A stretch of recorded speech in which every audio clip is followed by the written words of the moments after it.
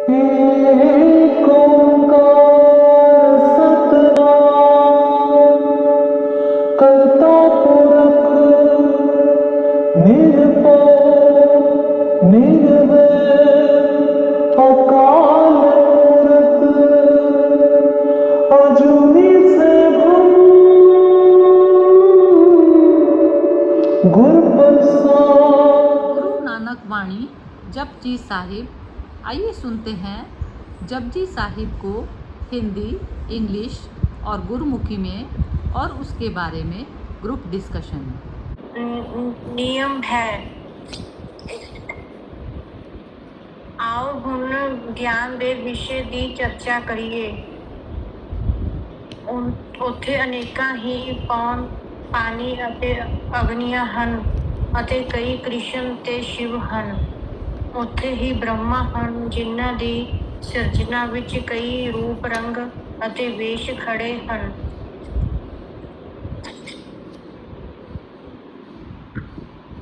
ਅਨੇਕਾਂ ਹੀ ਧਰਤੀਆਂ ਹਨ, ਵਿਸ਼ਾਲ ਪਰਬਤ ਹਨ, ਅਸਮਾਨ ਵਿੱਚ ਧਰੁ ਵਰਗੇ ਤਾਰੇ ਹਨ ਅਤੇ ਬਹੁਤ ਸਾਰੇ ਦੇਸ਼। ਅਨੇਕਾਂ ਹੀ ਚੰਦਰਮਾ ਅਤੇ ਸੂਰਜ ਹਨ, ਇੰਦਰ ਵਰਗੇ ਦੇਵਤਾ ਹਨ, ਅਨੇਕਾਂ ਹੀ ਗ੍ਰਹਿ ਅਤੇ ਉਪਗ੍ਰਹਿ ਹਨ, ਅਨੇਕਾਂ ਹੀ ਸਿੱਧ ਬੁੱਧ ਤੇ ਨਾਥ ਹਨ,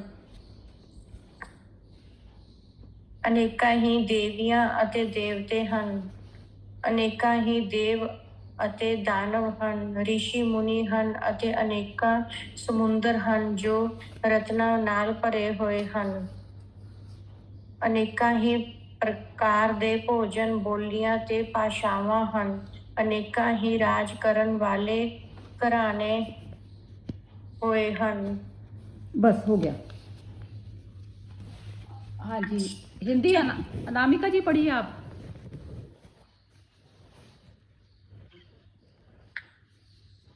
धार्मिक विषय का यही नियम है।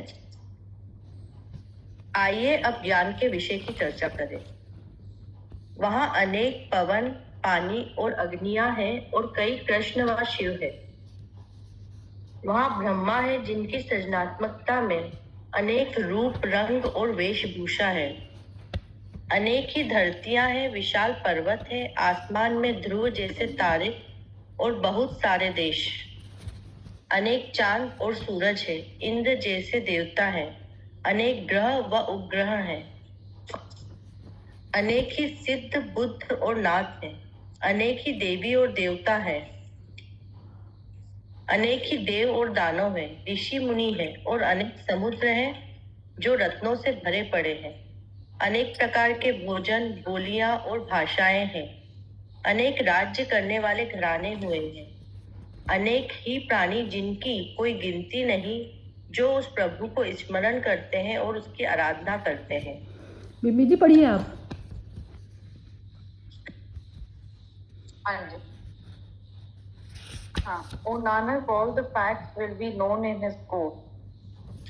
This is the work of the religious order. And now let us know about the realm of spiritual knowledge. There are wombs, waters and fires. There are Krishna and Shiva. There is Brahma who created colorful designs and beautiful clothes to adorn. There are numerous earths, huge mountains and guiding stars like blue. There are many Indras, moons, suns and countless planets in numerous galaxies. There are many Siddhas and Buddhas, so many object masters and so many gods and goddesses. There are many demigods and demons, silent sages and countless jewels in oceans. There are various sources of food, various languages, and many dynasties of rulers. Nanak says, there are endless and countless who meditate upon him. They offer themselves for his service. There is no limit to this list. हाँ जी, नीलम जी कैसे define करेंगी आप इसको?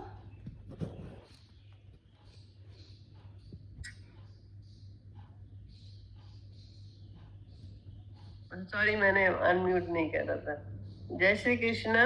इसका summarise एक line में ये बोला जाएगा कि ये ब्रह्मांड है, इसकी विशालता, इसकी विविधता, इसकी महानता का वर्णन करा गया है कि कितना विशाल है। यहाँ पे क्या क्या नहीं है, कलर्स हैं, यहाँ पे अलग अलग रूप हैं, यहाँ पे अलग अलग पर्वत हैं, धरती है, आकाश है, ध्रुव जैसा तारा है, और कितने ऋषि हैं, मुनि हैं, सिद्ध बुद्ध पुरुष हैं, देवी देवता हैं, और कई तरह के डेमन्स भी हैं इसमें। मतलब अनगिनत, आप you name it and it is there. ब्रह्मांड की विशालता का वर्णन करा गया है। और फिर अल्टीमेट क्या आ जाता है कि हम कुछ नहीं है, ये ब्रह्मांड, ये सृष्टि जिसने बनाई है वो ही है सब कुछ। और उसके आगे नतमस्तक होके निश्चल मन से, निष्काम मन से उसको याद करो। यही समझ आए। हाँ, जय श्री कृष्ण। ठीक समझ में आया। वैसे याद करें या फिर याद करें, या फिर ये कह सकते हो कि अपनी मन बुद्धि सब चीज़ें पूरी तरह से 100% लगा के करें। उसमें मैं भाव जो बॉडी के प्रति जो हमारा जो आ जाता है, जिससे हमारा 100% पोटेंशियलिटी नहीं यूज़ हो पाती, तो वो चीज़ करनी है हमें। अहम भाव 95% आपकी उसको रोक देता है माइंड में, जितनी आपकी कैपेबिलिटी होती है करने के लिए। तो वो कहते हैं जैसे बिना एडल्ट्रेशन के कह दो, या बिना रुकावट के आपकी इंद्रियां जो है बिना मैं के, मतलब बिना स्मॉल आई के, और ऑपरेट करती हैं सिस्टम को। तो उसमें यही चीज़ हुई।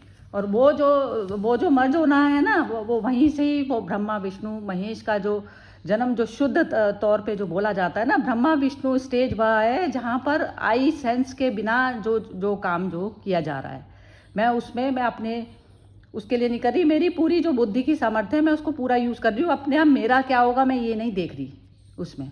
ये चीज़ है, यही है बिल्कुल पूरा, उसमें यही एसेंस है इसका।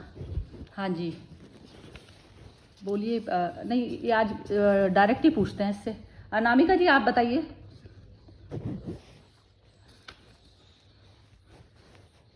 सरिता जी बाद में बोलूंगी। अच्छा चलो ठीक है, फिर तो बिम्मी जी से ही शुरू होगा। हाँ जी बिम्मी जी बोलिए आप। हाँ जी। अच्छा, जो पहले बताया गया है और जहाँ से हमने मतलब जहाँ एंड किया और वहां से शुरू, तो वो कह रहे हैं धार्मिक विषय का यही नियम है। And now let us know about the realm of spiritual knowledge. तो पहले उन्होंने जो पहले बताया कि जो एक सिस्टम या प्रोसेस जो नियम है, मतलब सृष्टि जो बनी है उसका भी एक नियम के अनुसार वो सब कुछ चल रही है। और उसमें जो हमने पढ़ा था कि जो आप परोसोगे वो ही आपको कहीं भी घूम के वो साइकिल चल रही है, मतलब साइक्लिक वो है, और वो आपके पास वो वापस आएगी। तो ये धार्मिक विषय का ये नियम कर दिया। अब वो कह रहे हैं कि अब भी मूव इनटू द स्पिरिचुअल, मतलब अब स्पिरिचुअल बिल्कुल उसमें ज्ञान में, मतलब हम उसमें लेते हुए, तो यहाँ पर भी आप देखोगे चाहे इस रेल में भी इस वे से समझना चाहो तो उसमें भी वही है कि अनेक प्रकार के वही पवन, पानी, अग्नि, जितना तुम डीपर इसमें करोगे तो तुमको वही एहसास होगा कि कृष्ण भी यही है, शिव भी यही है, ब्रह्मा भी यही है। और उसकी हर क्रिएशन में, चाहे आप पर्वत देख रहे हो, चाहे आसमान देख रहे हो, तारे, ये सब, और ये जो है बहुत सारे देश, तो विविधता यहाँ भी है। जब हमने वहां पर विविधता जो बात की थी, परिस्थितियों की विविधता की बात की थी, कि हर डिफरेंट सिचुएशंस में भी आप एक तरह का बैलेंस अप्रोच रखते हो, और बैलेंस अप्रोच रखोगे तो आप वो जैसे धर्म के नियम का पालन कर रहे हो, सेंटर में रह के विचलित ना होकर अपना जो आपकी ड्यूटी है, अपना रोल जो है वो निभा रहे हो। अब इसमें भी वही कह रहे हैं कि स्पिरिचुअल ज्ञान से भी यदि आप एक्सप्लोर करोगे तो उसमें भी है, विविधता हर जगह है। पर जैसे जैसे आप डीपर जाओगे इस रेल्म में, आपको खुद एहसास होगा कि स्वर्ग नर्क कृष्ण राम सब यही है, मतलब यही है, मतलब तुम में ही है। तो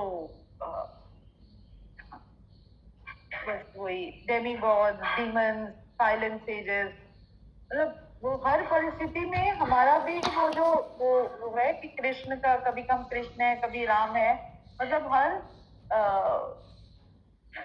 परिस्थिति में वो हर चीज यहीं पर एग्जिस्ट कर रही है, इसी कहो, इसी लोक में कहो क्या वो। तो विविधता हर जगह है, परिस्थितियां वही है। तो दूसरे वे से वही जो पहले हमने समझा, वही अब वो स्पिरिचुअल नॉलेज से, कि यदि आप वेदों की नॉलेज या उस वे से या आत्म ज्ञान से करोगे तो तभी तुम्हें वही चीज मिलेगी कि यही सत्य है कि अनेक परिस्थितियां आएंगी, सुख दुख, राम कृष्ण ब्रह्मा सब यही हैं, और ये स्वर्ग है, यही नर्क। ठीक मुझे है। ये समझ आया था। हाँ, इस पे बस थोड़ा सा एक्सटेंशन करके बस मैं आपकी बात को ही रिपीट कर रही हूँ मम्मी जी। ये जैसे जो देखने वाला है ना, ये जो देखने वाला है, जो सारी सृष्टि को देखने वाला मैं हो गई, मैं खुद स्वयं देखने वाली हो गई। तो मेरी अपनी मैं अपने कौन से वाला मेरा माइंड सेट चल रहा है, मेरा माइंड जीरो चल रहा है, मतलब मेरा माइंड अब इस समय ब्रह्मा मतलब क्रिएटिविटी में चल रहा है। क्रिएटिविटी मतलब जो थॉट्स आ रहे हैं उसका क्रिएटिव, वो थॉट जो बिना आई सेंस के है वो थॉट प्योर थॉट कहा जाता है उसको, वो प्योरेस्ट थॉट होते हैं वो, चाहे वो हो गया। और जो हम विष्णु की तरह से जो मैं ही विष्णु, मैं ही ब्रह्मा, मैं ही सब कुछ, अहम ब्रह्मास्मि, मतलब टोटल ब्रह्म मैं ही हूँ। तो जो देखने वाला है उसका नज़रिया, उसकी दृष्टि रावण जैसी है, कंस जैसी है, या फिर उसकी, तो वो यदि अतृप्त दृष्टि से जो देख रहा है, अतृप्त दृष्टि धर्म को फॉलो नहीं करती, या इसको कह दीजिए हुक्म को। ये जो नानक वाणी में हुक्म शब्द का, तो वो हुक्म उसके हुक्म के हिसाब से चल रहा, मतलब मेरे को पहले उसका हुक्म देखना है, मतलब मेरे को अपना मन नहीं रखना है बीच में। तो वो मन बीच में जो आ रहा है वो मेरा जो है उसका कारण है ये जो जन्म मृत्यु, जो बार बार बॉन्डेज। तो वो परेशानी मेरे माइंड को है ना, मेरा माइंड जब तक जीरो पे नहीं जाता, तो अब मेरे को अब क्या करना है, मेरे लिए वो कर्म उचित है जो मेरे को शून्य पे लेके जाए बस। तो वो जो पूर्णता में जो स्थापित हो गया वो तो ब्रह्म हो ही गया। पूर्णता मतलब उसको पूरी, हम हर वक्त उसको मैं ही मैं नजर आ रहा है। तो वो जो आई सेंस है, तो I sense supreme sense, supreme I हो गई ना, सुप्रीम आई, क्योंकि सब देखने वाला, सबका सारे भूतों को देखने वाला एक ही है, मैं ही मैं हूँ, चारों तरफ मैं ही मैं हूँ। देखने वाला यदि वो अपना उसमें ना जिए, शरीर भाव में ना जिए, तो देखने वाला वो सामने वाला और मैं एक हो गए ना, एक हो गए। तो ऐसे वो सारे ही उसमें, सारे जगत में जितनी भी ये मैनिफेस्टेशन वाला जो जगत जो दिखाई दे रहा है, सब में वो एक ही है। एक ही मतलब दिमाग से नहीं सोचना, ये मतलब विचार शून्य अवस्था में रहकर मुझे प्रतीत होती है ये चीज़ जैसे। तो वो चीज़ जो है इसमें कही जा रही है। तो वो ब्रह्मा विष्णु ये सब जो आपने खुद ही बोला ना, ये वाली चीज़ की मैं ही हूँ, तो वो मैं किसको क्या देखती हूँ, तो मैं कभी ब्रह्मा बन जाती हूँ, कभी विष्णु बन जाती हूँ, कभी कुछ बन जाती हूँ, और मैं ही रावण बन जाती हूँ, मैं ही कंस बन जाती हूँ। तो मेरी दृष्टि जब तक मेरे को कुछ चाहिए, तो चाहिए वाली जो डिमांड है, तो फिर वो उसमें फिर उस प्रकार से उसको दानव कहा जाता है, उसी को देवता कहा जाता है। किसी की गिविंग वाला नेचर है तो उसको देवता कहा जाता है। तो दृष्टि जो देखने वाला कौन सी वाली दृष्टि में सेट है, मेन वो है। तो दुख बाहरी तौर पर किसी को भी नहीं है। तो धर्म का मतलब यही हो जाता है कि धर्म वही चीज़ हो गई कि सबसे पहले एक ही धर्म चलता है। तो धर्म का धार्मिक विषय का यही नियम है। तो नियम क्या चीज़ हो गई, मेरे को अपने उसको करना है जीरो। अब कह रहे हैं कि ज्ञान के और स्पिरिचुअल नॉलेज ये होती है कि स्पिरिचुअल नॉलेज मैं किस उसमें बैठा हूँ, मेरे को अपना ज्ञान है कि नहीं है, मैं हूँ कौन। जब मैं पूर्ण ज्ञान में होकर जो कर्म कर रही हूँ तो बात वो होती है पूर्ण ज्ञान, मतलब मैं अपनी मेरे को अवेयरनेस है कि नहीं है कि मैं जन्म मृत्यु से परे वाली स्टेज में हूँ। तो फिर उसमें मेरी फिर क्या डिमांड रहती है, बाहर के तौर पे सारी चीज़ें मेरे लिए खेल की तरह हो जाती हैं। ये मतलब स्पिरिचुअल नॉलेज का मतलब होता है ये वो बेहोश उसमें तो नहीं है, शरीर भाव में तो नहीं गई हुई, वो शरीर भाव में गई हुई है तो सारे कर्म का बैगेज हमारा है, हमारा खुद का स्वयं का है, ये मतलब है। हाँ जी बोलना सरिता जी, हाँ जी बोलिए। एक बात हाँ इसको, हाँ नीलम जी बोलिए। शून्य स्थिति बोलते हैं सरिता जी, क्या उसमें निश्चल निष्काम मन से अगर आप कुछ हाँ कर वो रहे शून्य हैं मन तो कहा जाएगा उसको। शून्य होगा ना। हाँ हाँ, शून्य मन है। निष्काम तो निष्काम कर्म ही शून्य मन है। निष्काम कर्म पे आपका कर्म कहाँ, निष्काम कर्म पे वो हो जाता है ना। निष्काम कर्म पे तो आपको कर्म से फिर वो कुछ चाहिए नहीं ना, कुछ चाहिए नहीं। मुक्ति मिलने। हाँ उससे। हाँ जी बिम्मी जी बोलिए। हाँ नहीं, आप जो बोल रहे थे तो मुझे ये था कि इसके लिए जैसे अपना तो हम करें और समाज का भी जैसे सीखने को कितना कुछ है इसमें, कि जैसे हम कह रहे हैं कि कभी मैं राम हूँ, कभी विष्णु, कभी शिव, कभी हाँ वो जैसे असुर वाला भी वो। तो उसी तरह से समाज में जो हम लोगों ने जो जातियां बना दिया हैं और एक वो एक उसमें जैसे बॉक्स में डाल दिया, तो और वो विभाजित कर दिया हमने ना समाज को। तो ये समाज को भी कि मतलब हर परिस्थिति में हर बंदा बदल रहा है। अब जैसे वही कि कोई वो है चमार है, कोई उसका कॉबलर है, ये नहीं कि उसका बेटा भी वही बनेगा। तो वो जब उसने उसका उसमें से उसने शिक्षा पा ली वो है, तो वो भी कुछ और बन सकता है। तो पहले हमारे जो समाज में थे, हमने इतनी क्या रूढ़ीवादी या वो इतने बाउंड्रीज बना दी कि हमने बोलते हैं कि मतलब ये ब्राह्मण है तो ये वो ये पंडित वाले काम यही करेगा, शूद्र है तो इसने कूड़ा ही उठाना है या वो करना है, नौकर ये रहेगा। तो वो भी समाज के लिए भी कि हर जैसे हम अपने बारे में कह रहे हैं कि मेरी भी हर किसी स्थिति में मैं राम भी बनूंगी, वो भी बनूंगी, ये भी बनूंगी, उसी तरह से समाज में भी वही है कि कभी आप वो हो, कभी आप वो हो। जरूरी नहीं है कि उसमें वो इतना जकड़ापन लेके आओ। तो flexibility has to be everywhere, मतलब अपने जीवन में अपने आप में, अपने जीवन में, और उससे जो भी जिसको आप टच कर रहे हो आसपास का समाज, हर चीज में फ्लेक्सिबिलिटी और अडेप्टेबिलिटी जरूरी। ये तो जैसे आपने ना सामाजिक, हाँ ये सामाजिक तौर पे बोल रही हैं ना आप, तो मैं ये कह रही हूँ कि हर कर्म में चाहिए होता है। जैसे आपने हर कर्म में मतलब अपने हर कर्म में इस तरीके से चाहिए होता है। जब मैं शरीर भाव से परे हो गई तो सबसे पहले मैं ब्रह्म की स्थिति में, मेरे को नॉलेज हो गई इस चीज़ की कि मैं आत्मा भाव क्या चीज़ होती है, जो शरीर जन्म मृत्यु से परे होगा। सबसे पहले ऊपर वाली स्टेज पे जाना पड़ेगा। तो वो नॉलेज से पता चला मुझे, ज्ञान हुआ। ज्ञान क्या चीज़ हुई, ये जो इसमें बोला इन्होंने, नानक वाणी ने बोला ना ये कि ज्ञान धर्म का, ये सेकंड उसमें बोला है ना इन्होंने कि ज्ञान की वो स्पिरिचुअल नॉलेज ये चीज़ हो गई कि मैं जो है आत्मा भाव में गई। तो ये पहले मैंने क्या करा, कोई मैंने इवन पानी का ग्लास भी मैं अपने आप स्वयं में पी रही हूँ तो उसके लिए भी ये चारों चीज़ें अप्लाई होंगी। तो उसमें पहला वाला ये हो गई नॉलेज। फिर दूसरा हो गया क्षत्रिय धर्म का कि अब उसको पानी को जुटाने के लिए मेरे को कुछ करना है, तो मेरे को पैसा भी अर्न करना पड़ेगा, कुछ भी करना पड़ेगा। तो वो उसके लिए जो है वो मैंने क्षत्रिय क्षत्रिय नहीं वैश्य में आएगा वो वाला अर्न करने का। क्षत्रिय मतलब मेरे को अब इस शरीर को जो प्यास लगी है तो उसके लिए मेरे को चाहे सामदंड भेद अपनाकर अब इस बॉडी को जो है पूरा करना है, तो वो चीज़ क्षत्रिय भाव में आ गई। और तीसरा आ गया वैश्य भाव में कि उसको जो जुटाना है, जोड़ तोड़ लगाना पड़ेगा, मुझे किससे लेनी है चीज़, कोई भी चीज़ हो गई A to Z।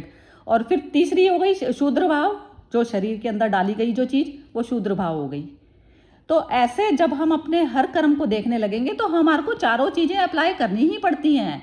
ये परमात्मा के लेवल पर, सूक्ष्म तल पर यही कही गई है कि ब्रह्म तत्व को आप जानकर और फिर आप क्षत्रिय भाव में रहें। क्षत्रिय भाव से फिर आप करें कि क्या चीज़ सही है क्या चीज़ गलत है, उस चीज़ का निर्णय करें। और फिर तीसरा जो है आप वैश्य धर्म में आएँ। वैश्य धर्म उस चीज़ को कह देता है कि बिजनेस के जोड़ तोड़ और सारी बुद्धि लगा के करेंगे उसमें कि चीज़ को कि मैं नाजायज़ ना करते हुए में भी, लेकिन यदि किसी का गला घोट के भी मुझे अपने आप में चीज़ चाहिए होती है तो चाहिए ना। यदि सामने वाले, जैसे कहते हैं ना, ये जो सारा जो समाज में अर्थव्यवस्था में इम्बैलेंस की स्थिति होती है, ना कि कुछ ज़्यादा अमीरों ने बहुत ज़्यादा जैसे पैसा वो कर लिया है, तो इम्बैलेंस में क्या होता है, मेरे को चाहे मांग के, भिक्षा मांग के ही क्यों ना लेना पड़े, तो वैसे उस कैटेगरी में आ गई चीज़। मेरे पास ये यदि नहीं है तो मैंने पड़ोसी से उधार लेके ले आई हूँ मैं चीज़, और मैं नहीं भी दे पाई तो कोई मैटर नहीं है, क्योंकि दे पाई मेरी इंटेंशन होनी चाहिए। लेकिन यदि मैं नहीं भी दे पाई तो मैंने शरीर के लिए की थी, तो ये तो सारी उसी की जिम्मेवारी है।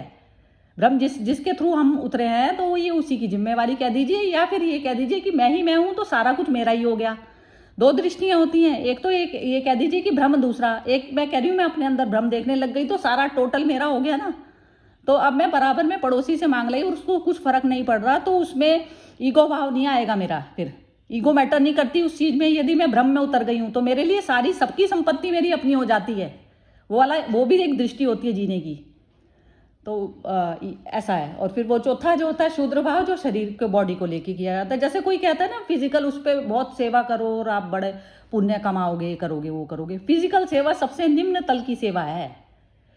सबसे ऊपर तल की कौन सी सेवा हुई? जो ब्रह्म ज्ञान होता है, जो ब्रह्म ज्ञान के जीव को अपना दर्शन स्वरूप का करा दिया जाए, तो सबसे ज़्यादा मदद वो होती है ना कि तूने अपने स्वरूप को जान लिया तो तेरा दुख तो सारे ही खत्म ना, पूरा चैप्टर ही ओवर। जो जितने फालतू के फॉल्स दुख होते हैं, ज़्यादातर 99% जो है फॉल्स दुख से दुखी है दुनिया, फिजिकल उससे नहीं है, नीड से दुखी। हाँ, आप बोलना चाह रही हैं कुछ, बोलिए। मैं बस वही वो कि जैसे वो स्पिरिचुअलिज्म का कहा कि जैसे आप स्पिरिचुअलिज्म के रेल में आते हो जब इसमें ना, तो वही कि स्पिरिचुअलिज्म कुछ अलग नहीं है। स्पिरिचुअलिज्म को आप जैसे अलग से नहीं रख सकते, वो आपके सामाजिक, सांसारिक और कहते हैं पॉलिटिकल, इकोनॉमिक, मतलब हर स्फीयर में स्पिरिचुअलिज्म घुली हुई है। और हाँ, अप्लाई होएगा, बिल्कुल 100% यही है। स्पिरिचुअलिज्म कहाँ यूज करोगे आप? कहाँ यूज करोगे? समाज में ही तो यूज करोगे। मतलब कि बैठ जाओ और ध्यान में बैठ गए, वो तो वो धारणा ही गलत है ना, वो धारणा ही गलत है। इसी वजह से ही मैं तो कहती हूँ मंदिर मस्जिद सारी चीजें ना पूरी टोटल अर्थ पर सारी चीजें साफ हो जानी चाहिए, क्योंकि ये अलार्म क्लॉक की तरह तो काम करती नहीं है। इन्हीं रूढ़िवादियों में फंस के रह गई है दुनिया। और ये जो है ज़्यादा भ्रष्ट जो समाज जो हो रहा है ना, वो इस वजह से भी ज़्यादा हो रहा है। हमने ये जो मुद्दे खड़े कर लेते हैं ना, तो वो स्पिरिचुअलिज्म तो जीने का तरीका है कि आपकी दृष्टि वैसी हो गई, संपूर्ण दृष्टि में पूर्णता में आप जीने लग गए, तो वो चीज़ स्पिरिचुअलिज्म हुई ना। तो वो तो बाहरी तौर से तो उसका कुछ लेना देना है नहीं। और इतना जो सारा समाज में जो ये पूरे वर्ल्ड में है ये चीज़ें, आप देखिए कि हर जगह ये झगड़े फसादों की चक्कर ही है। मैं कहती हूँ पूरा अर्थ में पूरा टोटल साफ हो जाए, ये मेरे को लगता है उसकी दृष्टि से ना ऐसा होता है। जो प्रलय वाली जो स्थिति आती है ना, वो एक बार पूरी तरह से जड़ से ही साफ कर देता है सारी चीज़ें। होता तो उसी के हिसाब से ही है। चलिए ये विनोद जी, हाँ विनोद जी को भी जरा बता दें। ये 35 है विनोद जी, आज का 35 लगी हुई है पौड़ी। हाँ मोना बोलो। हाँ मोना बोलो। हाँ जी, नहीं आज तो इतना अच्छा सुन लिया, कुछ बोलने के लिए शब्द ही नहीं मिल रहे। अच्छा इतना चलो ठीक है, अनामिका जी बोलेंगी। हाँ जी बोलिए अनामिका जी। हाँ सरिता जी, लेकिन वही है ना कि वो बस वो मैं को हटा के वही बहुत प्रैक्टिस करना पड़ेगा, वो टफ हो जाता है, बार बार उसमें फंसते ही जाते हैं।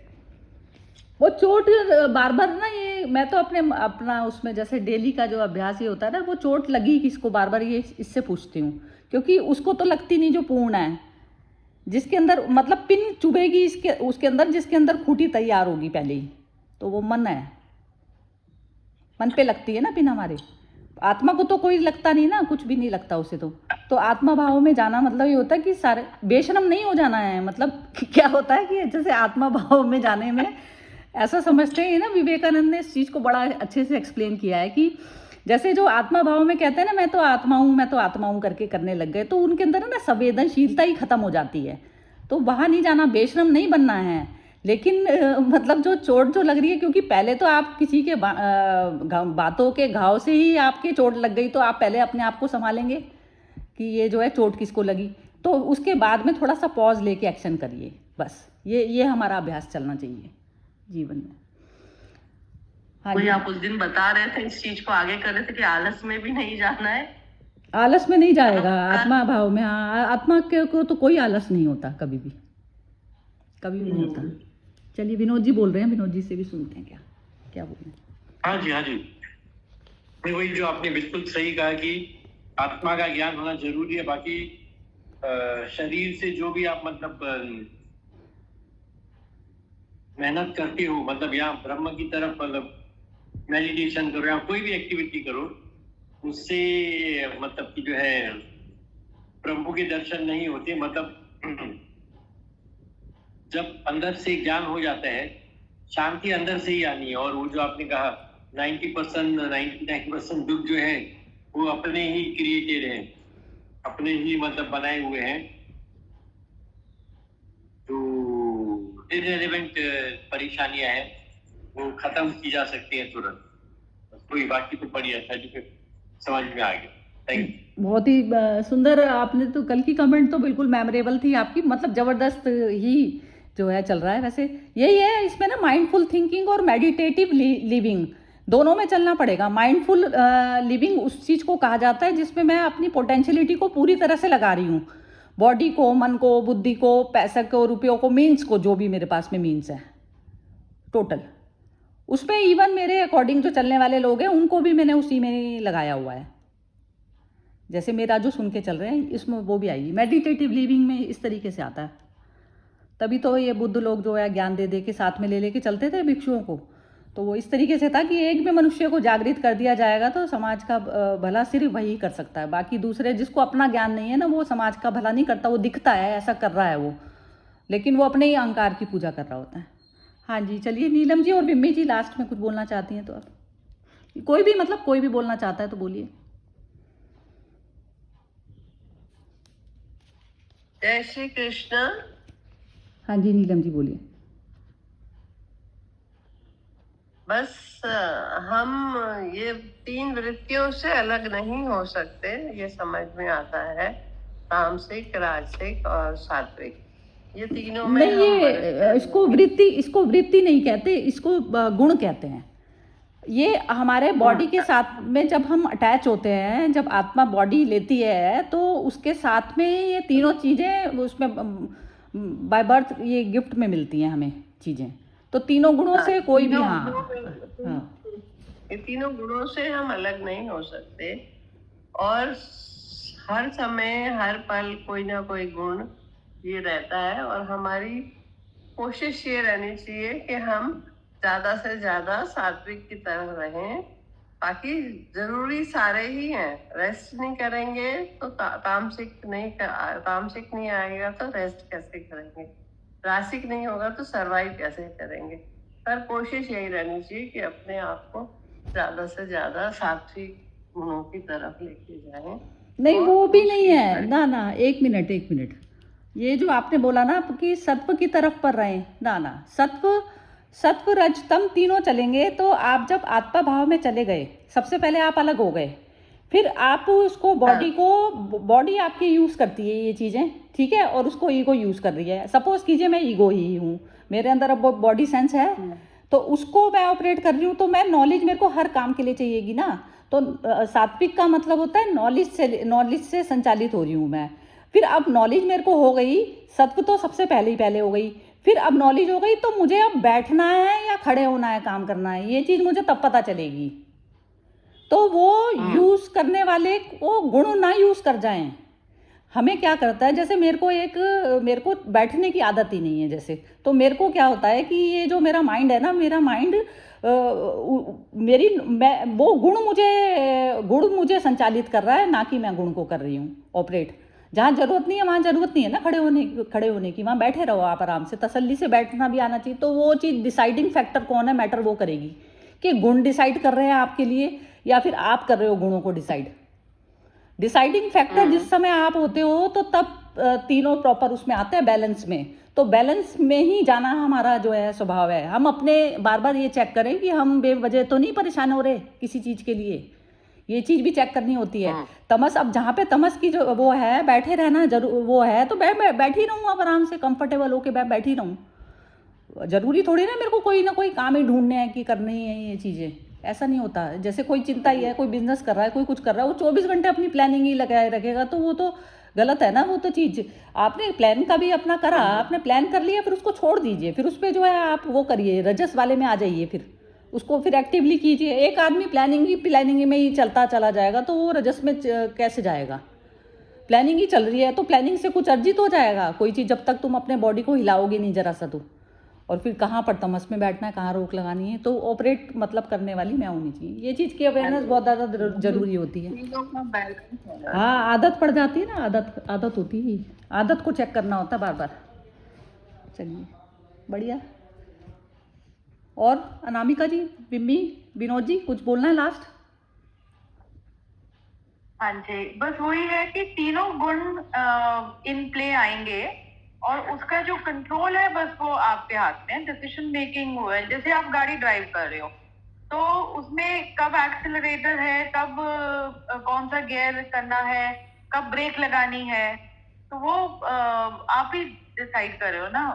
तो और वो वही है कि उसी तरह से कि कभी ब्रेक लगानी भी जरूरत है, कभी एक्सेलरेट करना भी जरूरत है, कभी वो बैलेंस में स्थिर है, कभी आप रिवर्स गियर में भी जाओगे, कभी आगे भी जाओगे, तो वो सब कुछ but then it is in my hand कि कौन सा गुण और मतलब कौन सा एक्शन किस परिस्थिति में मैंने किस तरह से बिहेव करना है, इसमें वो मुझे कहते हैं सेंटर पर रह के, जीरो पर रह के ऑपरेट करना है। और नहीं तो यदि आप विचलित हो तो आप देखोगे कार ड्राइव करते एकदम ही आगे, वो जहाँ पर ब्रेक लगानी होगी, कितने एक्सीडेंट्स ऐसे ही होते हैं कि आपने एक्सेलरेटर पर पैर उसका दबा रह गया और ध्यान एकदम माइंड वैसे हो गया कि आपने ब्रेक ही नहीं लगाई जहाँ लगाने। तो वही है, हाँ, बढ़िया, it's not autopilot, it is you are the pilot only. Perfect है।